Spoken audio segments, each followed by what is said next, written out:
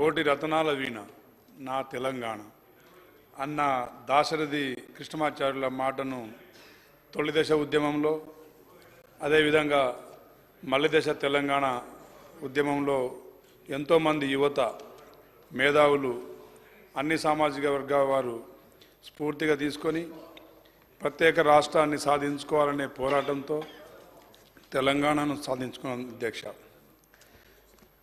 అలా తెచ్చుకున్న తెలంగాణకు ఆ రోజు మానవాహారం సాగర్ తీరంలో మానవాహారంలో ఏ టీఆర్ఎస్ కార్యకర్త పాల్గొనలేదు అధ్యక్ష.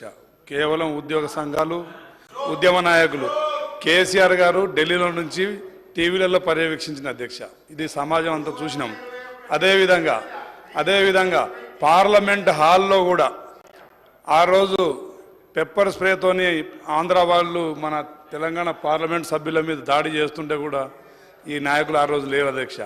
అలాంటి తెలంగాణను మేమే తెచ్చినామని చెప్పి కాపలా కుక్కలాగా ఉంటా అని చెప్పి ఆ రోజు నాయకుడు మరి రాష్ట్రాన్ని సిరి సంపదల రాష్ట్రంగా బంగారు తెలంగాణగా మారుస్తా అంటే కూడా ప్రజలు నమ్మిన అధ్యక్ష.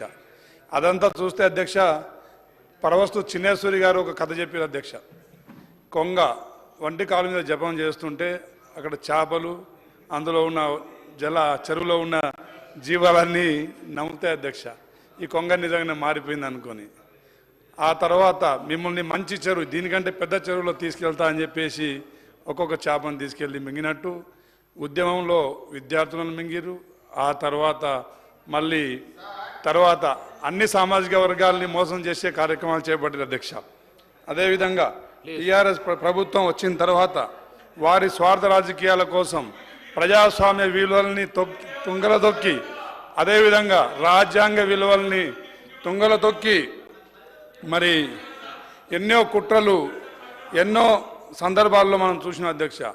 మొత్తం తెలంగాణ రాష్ట్ర నిధులన్నీ కొల్లగొట్టి రాష్ట్రాన్ని ఒక అప్పుల రాష్ట్రంగా, ఒక నిరుద్యోగ రాష్ట్రంగా, అదేవిధంగా ఒక మహిళలపై అఘాయిత్యాల రాష్ట్రంగా అధ్యక్ష మేము నిజాలు చెప్తున్నాం అధ్యక్ష. వాళ్ళు జీర్ణించుకోలేకపోతున్నారు. మరి నేను వాస్తవాలు చెప్తున్నా, మీరు కొంచెం సమయం పాటించాలి. నిజాలు కొంచెం కఠోరంగానే ఉంటాయి అధ్యక్ష. అదేవిధంగా మరి రాష్ట్రాలని అప్పుల తెలంగాణగా, ఒక నిరుద్యోగ తెలంగాణగా, ఒక ఆత్మహత్యల తెలంగాణగా, ఒక తాగుబోతు తెలంగాణగా, ఒక మహిళలపై అఘాయిత్యాల తెలంగాణగా, నేరాల ఘోరాల తెలంగాణగా మార్చే అధ్యక్ష. మరి అదేవిధంగా ఒక నయా నిజాంని తలపించే విధంగా ఒక నిరంకుశ నియంత పాలనను గత 10 సంవత్సరాల్లో మనల్ని మరి తలపించే విధంగా చూసినాం అధ్యక్ష. మరి ఎన్నో వందల హామీలు గుప్పరించిరు, ప్రజలకు ఎన్నో ఆశలు పెట్టిర్రు. మరి గద్దెనెక్కిన తర్వాత ఒక్క హామీ కూడా నిలబెట్టుకోలేదు అధ్యక్ష. వందల హామీలు అధ్యక్ష. మేము ఇచ్చింది 6 హామీలే, కానీ వాళ్ళు 100 హామీలు విస్మరించారు. అవన్నీ మర్చిపోయిన సంగతి ఈ రాష్ట్ర ప్రజలు చూస్తూ ఉన్నారు అధ్యక్ష. దళితుడిని సీఎం చేస్తామన్నారు అధ్యక్ష. దళితుడిని రాత్రే మరి బర్తరఫ్ చేసిన పరిస్థితి మనం చూసినాం అధ్యక్ష. నేను నాకు ఇచ్చిన సమయంలో కంప్లీట్ చేస్తా అధ్యక్ష. అదేవిధంగా మరి వారి విధానాలు చూస్తే దొంగ నడిచినట్టు మనం మరి కనబడతా ఉంది అధ్యక్ష.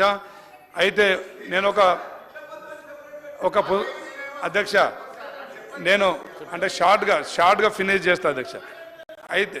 అయితే ఒక పుస్తకంలో నేను చదివిన అధ్యక్ష, ప్రజల్ని కనుక మనం కన్విన్స్ చేయలేకపోతే కన్ఫ్యూజ్ చేయాలని చెప్పేసి కేసీఆర్ గారు గత 10 సంవత్సరాల్లో ప్రజల్ని కన్ఫ్యూజ్ చేయలేక నిధులన్నీ దారి మళ్ళినాయి కాబట్టి కన్ఫ్యూజ్ చేసే కార్యక్రమాలు మొదలుపెట్టారు అధ్యక్ష.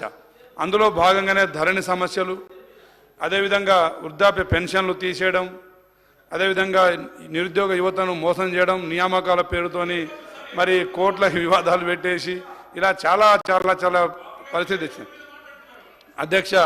మరి ఈ రోజుకు అన్ని శాఖల్లో ఎన్నో సమస్యలు గుట్టలుగా పేరుకుపోయి మరి ఈరోజు మా నాయకులు, మంత్రులు కావచ్చు, ఎమ్మెల్యేలు కావచ్చు, గ్రామాల్లో కానీ ఎక్కడ తిరుగుతుంటే వేలాది మంది వినతి పత్రాలు పట్టుకొని తిరుగుతారు అధ్యక్ష.